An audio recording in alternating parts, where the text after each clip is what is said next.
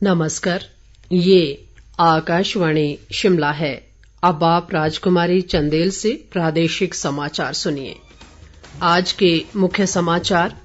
मुख्यमंत्री जयराम ठाकुर ने वर्षा से संभावित आपदा से निपटने के लिए सभी तैयारियां करने के अधिकारियों को दिए निर्देश। राष्ट्रीय खाद्य सुरक्षा अधिनियम के कार्यान्वयन में विशेष श्रेणी राज्यों व केंद्र शासित प्रदेशों में हिमाचल दूसरे स्थान पर। प्रदेश में भारी वर्षा से जनजीवन प्रभावित। कुल्लू जिले के चोज में बादल फटने से 4 लोग लापता। मलाणा में एक महिला की मृत्यु। और महान विचारक व जनसंघ के संस्थापक डॉ श्यामा प्रसाद मुखर्जी को जयंती पर किया गया नमन। अब समाचार विस्तार से। मुख्यमंत्री जयराम ठाकुर ने आज शिमला से वीडियो कॉन्फ्रेंसिंग के माध्यम से सभी जिला उपायुक्तों व पुलिस अधीक्षकों के साथ प्रदेश में वर्षा से संभावित आपदा स्थितियों से निपटने के लिए विभिन्न प्रबंधों की समीक्षा की। इस अवसर पर अधिकारियों को भारी वर्षा के कारण उत्पन्न होने वाली किसी भी स्थिति में आपदा प्रबंधन के लिए तैयारी करने और आपदा संभावित स्थलों पर पर्याप्त संख्या में लोग व मशीनरी तैनात करने के निर्देश दिए। जयराम ठाकुर ने कहा कि आपदा प्रबंधन से संबंधित किसी भी कार्य में लापरवाही बरतने वाले अधिकारियों के खिलाफ सख्त कार्रवाई की जाएगी। उन्होंने आपदा प्रबंधन के लिए जिला व उपमंडल स्तर पर त्वरित प्रक्रिया दलों और आपातकालीन परिचालन केंद्रों को 24 घंटे कार्यशील रखने के निर्देश दिए। मुख्यमंत्री ने उपायुक्तों को प्रदेश में सेब सीजन के दृष्टिगत भी सभी तैयारियां समयबद्ध पूरा करने के निर्देश दिए। उन्होंने कोरोना की स्थिति के बारे में भी विस्तृत जानकारी ली। इस अवसर पर जल शक्ति मंत्री महेंद्र सिंह ठाकुर, शहरी विकास मंत्री सुरेश भारद्वाज और ऊर्जा मंत्री सुखराम चौधरी भी मौजूद रहे। इस बीच मुख्यमंत्री ने आज मंडी जिला के सराज विधानसभा क्षेत्र के थुनाग का दौरा किया और लोक निर्माण विभाग के विश्राम गृह व अन्य विकास कार्यों का जायजा लिया। उन्होंने अधिकारियों को कार्यों में गुणवत्ता बनाए रखने के साथ इन्हें समयबद्ध पूरा करने के निर्देश दिए। राष्ट्रीय खाद्य सुरक्षा अधिनियम NFSA के कार्यान्वयन में विशेष श्रेणी राज्यों और केंद्र शासित प्रदेशों में हिमाचल प्रदेश ने दूसरा स्थान प्राप्त किया है। खाद्य आपूर्ति मंत्री राजेंद्र गर्ग ने ये जानकारी देते हुए बताया कि केंद्रीय खाद्य व सार्वजनिक वितरण मंत्री पीयूष गोयल ने नई दिल्ली में आयोजित सम्मेलन के दौरान NFSA के लिए राज्य रैंकिंग सूचकांक का पहला संस्करण जारी किया। उन्होंने कहा कि हिमाचल के लिए ये गौरव की बात है कि छोटे राज्यों की श्रेणी में प्रदेश ने दूसरा स्थान हासिल किया है। राजेंद्र गर्ग ने कहा कि प्रदेश में लगभग 30 लाख लाभार्थियों को NFSA के तहत कवर किया जा रहा है।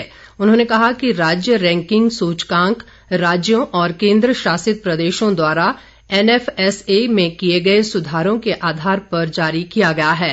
राजेंद्र गर्ग ने कहा कि ये रैंकिंग सूचकांक 3 स्तंभों पर आधारित है, जिसमें खाद्य सुरक्षा और पोषण के विभिन्न पहलुओं पर विचार किया जाता है। ग्रामीण विकास व पशुपालन मंत्री वीरेंद्र कंवर ने कहा है कि प्रदेश सरकार गौवंश के संरक्षण के लिए प्रतिबद्ध है और सरकार के प्रयासों से गौशालाओं व गौसदनों में गौवंश की संख्या 6000 से बढ़कर 20,000 से अधिक हो गई है। वे आज शिमला में पशुपालन विभाग की एक समीक्षा बैठक की अध्यक्षता कर रहे थे। वीरेंद्र कंवर ने कहा कि वर्तमान वित्त वर्ष में प्रदेश में 5 बड़े गौ अभयारण्यों और गौ सदनों की स्थापना की जा रही है। उन्होंने कहा कि गौ सदनों में आश्रित गौवंश के लिए गोपाल व्यवस्था के तहत अनुदान राशि 500 रुपए से बढ़ाकर 700 रुपए करने का निर्णय लिया गया है। सांसद किशन कपूर ने कहा है कि प्रधानमंत्री नरेंद्र मोदी के नेतृत्व में विभिन्न केंद्रीय योजनाओं के माध्यम से समाज के हर वर्ग को लाभान्वित किया गया है। उन्होंने आज चंबा में दिशा कमेटी की बैठक की अध्यक्षता के बाद पत्रकारों से बातचीत में बताया कि केंद्र सरकार का 8 वर्ष का ये कार्यकाल देश में स्वर्णिम युग के नाम से जाना जाएगा। किशन कपूर ने कहा कि कोरोना काल में भी प्रधानमंत्री ने देश की 80 करोड़ आबादी को मुफ्त अनाज मुहैया करवाया। विधानसभा अध्यक्ष विपिन परमार ने कहा है कि केंद्र व राज्य सरकार की विभिन्न कल्याणकारी योजनाओं से समाज का हर वर्ग लाभान्वित हो रहा है। उन्होंने आज पालमपुर क्षेत्र की सीहोल पंचायत में आयोजित जनसंवाद कार्यक्रम में बतौर मुख्य अतिथि शिरकत की। विपिन परमार ने कहा कि लोगों को शुद्ध पेयजल उपलब्ध करवाने के लिए जल जीवन मिशन के तहत निःशुल्क नल लगाकर पेयजल उपलब्ध करवाया जा रहा है। उन्होंने कहा कि मिशन के तहत सिहोल भड़गवार भवारना पेयजल योजना का निर्माण 3 करोड़ 95 लाख रुपए की लागत से किया गया है। प्रदेश के अधिकांश क्षेत्रों में मॉनसून की व्यापक वर्षा से सामान्य जनजीवन प्रभावित हुआ है। कुल्लू जिले में भारी वर्षा से 7 लोग बह गए हैं। मणिकर्ण घाटी के चोज गांव में आज सुबह बादल फटने के कारण गाहर नाले में आई बाढ़ के चलते 4 लोग पानी के तेज बहाव में बह गए, जबकि मलाणा में एक महिला की बह जाने से मृत्यु हो गई। इसके अलावा मनाली राष्ट्रीय राजमार्ग पर एक कार के दुर्घटनाग्रस्त हो जाने से उसमें सवार 2 व्यक्तियों के बह जाने की सूचना है। कुल्लू के पुलिस अधीक्षक गुरदेव शर्मा ने बताया कि बादल फटने से 3 कैंपिंग साइट, 1 गेस्ट हाउस, 1 मछली फार्म, 1 गौशाला और 2 ढाबों सहित 4 मकान भी क्षतिग्रस्त हो गए हैं। उन्होंने कहा कि घटना स्थल पर एनडीआरएफ की टुकड़ी सहित राहत व बचाव दल की टीमें बचाव कार्य में जुटी हैं।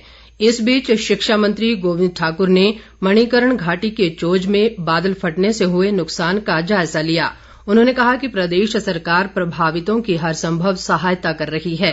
गोविंद ठाकुर ने बताया कि बाढ़ की चपेट में आने से लापता हुए लोगों में मंडी जिले के सुंदरनगर निवासी रोहित, धर्मशाला के राहुल चौधरी, बंजार के अर्जुन और राजस्थान पुष्कर के कपिता शामिल हैं। इधर राजधानी शिमला के उपनगर ढली में आज सुबह भूस्खलन के कारण एक 14 वर्षीय लड़की की मृत्यु हो गई, जबकि 2 अन्य घायल हुए हैं। घायलों को उपचार के लिए आईजीएमसी में भर्ती किया गया है। ये सभी एक ही परिवार से संबंधित हैं और हरियाणा के जीरकपुर के रहने वाले हैं। उधर किन्नौर जिले के पूह उपमंडल के ठंगी गांव में भारी वर्षा से नाले में बाढ़ आ गई है, जिससे गांव को जोड़ने वाला सड़क संपर्क मार्ग अवरुद्ध हो गया है। मौसम विभाग ने 10 जुलाई तक निचले, मध्य व उच्च पर्वतीय क्षेत्रों में कुछ स्थानों पर भारी वर्षा का येलो अलर्ट जारी किया है। जनसंघ के संस्थापक, महान विचारक और शिक्षाविद डॉक्टर श्यामा प्रसाद मुखर्जी की जयंती पर आज विभिन्न कार्यक्रम आयोजित कर उन्हें पुष्पांजलि अर्पित कर श्रद्धांजलि दी गई।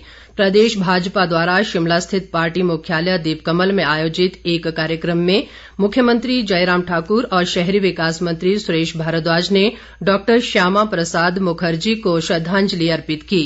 इस दौरान मुख्यमंत्री ने कहा कि डॉक्टर श्यामा प्रसाद मुखर्जी के योगदान को भाजपा का कोई भी कार्यकर्ता कभी नहीं भूल सकता और उनका जीवन इतिहास हमारे राजनीतिक दल का आधार है। उन्होंने कहा कि महान विचारक डॉक्टर मुखर्जी ने बेहद कम समय में भारत को औद्योगिक नीति से मजबूत करने का प्रयास किया। उधर ऊना जिले के हरोली उपमंडल के तहत खड्ड में हुए एक कार्यक्रम में केंद्रीय सूचना व प्रसारण मंत्री अनुराग सिंह ठाकुर वर्चुअली शामिल हुए। उन्होंने कहा कि डॉक्टर श्यामा प्रसाद मुखर्जी एक महान देशभक्त थे, जिन्होंने देश की एकता व अखंडता के लिए अपना बलिदान दिया। उन्होंने कहा कि मुखर्जी ने देश में एक निशान, एक विधान, एक प्रधान के सिद्धांत का पुरजोर समर्थन किया और जीवन भर इसी उद्देश्य के लिए संघर्ष किया। इस दौरान नेहरू युवा केंद्र ऊना द्वारा एक रक्तदान शिविर भी लगाया गया। हिमाचल उपभोक्ता संरक्षण परिषद के अध्यक्ष व भारतीय दूरसंचार विनियामक प्राधिकरण के सदस्य रहे शिवदत्त भारद्वाज का कल शाम निधन हो गया। वे 69 वर्ष के थे और पिछले कुछ दिनों से बीमार चल रहे थे। शिवदत्त भारद्वाज ठियोग उपमंडल की क्यार पंचायत के रहने वाले थे। मुख्यमंत्री जयराम ठाकुर ने शिवदत्त भारद्वाज के निधन पर गहरा शोक व्यक्त करते हुए शोक संतप्त परिजनों के प्रति अपनी संवेदनाएं प्रकट की हैं। मुख्यमंत्री ने कहा कि लोगों को उपभोक्ता अधिकारों के प्रति जागरूक करने में शिवदत्त भारद्वाज का उल्लेखनीय योगदान रहा है। शिमला जिला ग्रामीण कांग्रेस कमेटी के नवनियुक्त अध्यक्ष अतुल शर्मा कल 7 जुलाई को शिमला में अपना कार्यभार संभालेंगे। इस अवसर पर आयोजित कार्यक्रम में प्रदेश कांग्रेस अध्यक्ष प्रतिभा सिंह बतौर मुख्य अतिथि मौजूद रहेंगी।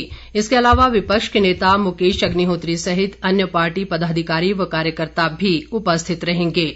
अतुल शर्मा ने पिछले लगभग 3 दशकों से कांग्रेस पार्टी में विभिन्न पदों पर रहते हुए पार्टी की एकता व मजबूती के लिए कार्य किया है। अंत में मुख्य समाचार एक बार फिर। मुख्यमंत्री जयराम ठाकुर ने वर्षा से संभावित आपदा से निपटने के लिए सभी तैयारियां करने के अधिकारियों को दिए निर्देश। राष्ट्रीय खाद्य सुरक्षा अधिनियम के कार्यान्वयन में विशेष श्रेणी राज्यों व केंद्र शासित प्रदेशों में हिमाचल दूसरे स्थान पर। प्रदेश में भारी वर्षा से जनजीवन प्रभावित। कुल्लू जिले के चोज में बादल फटने से 4 लोग लापता। मलाणा में एक महिला की मृत्यु।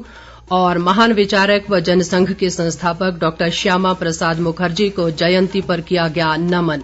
इसके साथ ही ये समाचार बुलेटिन समाप्त हुआ। नमस्कार।